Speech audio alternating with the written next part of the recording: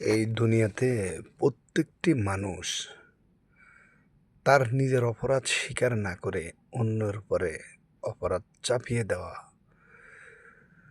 এটা যেন মানুষের নিত্যদিনের একটা পেশায় পরিণত হয়েছে।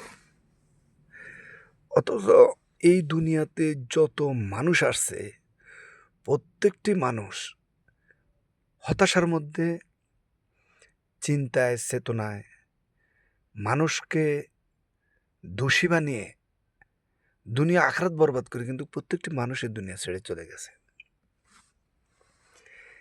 এগুলো জেনে বুঝেও আমরা কখনো কিন্তু এর থেকে কিন্তু আমরা শিক্ষা অর্জন করতে পারিনি। আমরা কখনো শিক্ষা নেওয়ার চেষ্টাও করিনি।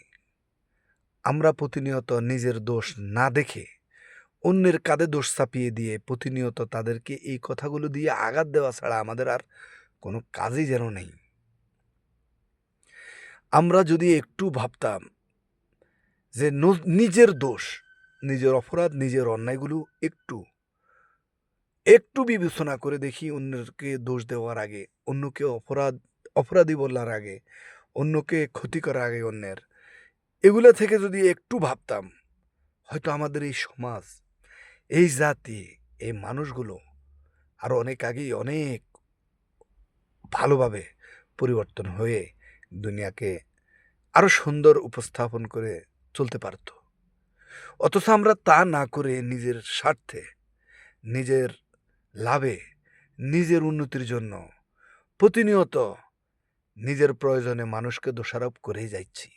কারণ চাহিদা, নিজের ব্যক্তিগত ব্যাপারগুলা, নিজের আশা আকাঙ্ক্ষার, নিজের যত প্রয়োজন, এই প্রয়োজনগুলোতে একটু মাত্র বেশ কম হলেই মানুষ যেন অপরিচিত, মানুষ যেন প্রতিটি নিঃশ্বাসের সময়ে বলতেই থাকে, সে দোষী, সে দোষ করেছে, সে অপরাধী, সে এতটা খারাপ কিভাবে হলো, এতটা নির্লজ্জ কিভাবে হলো, এতটা কঠিন কিভাবে হলো, এতটা পাথর কিভাবে হলো।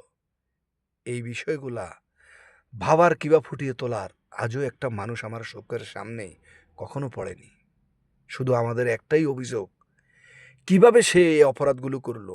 একা একা কখনো কোনো অপরাধ হয় না, হতে পারে না। তো নিজের দোষ ঢেকে দেওয়ার চেষ্টা না করে নিজের ভুল ত্রুটিগুলো বাস্তব জীবনে চলার পথে যদি খুঁজে পেতে পারি, তাহলে আমার মনে হয় নিজের সংশোধন করতে করতে আমাদের সময় চলে যাবে, অন্যের দোষ ধরার সময় আমরা পাবো না।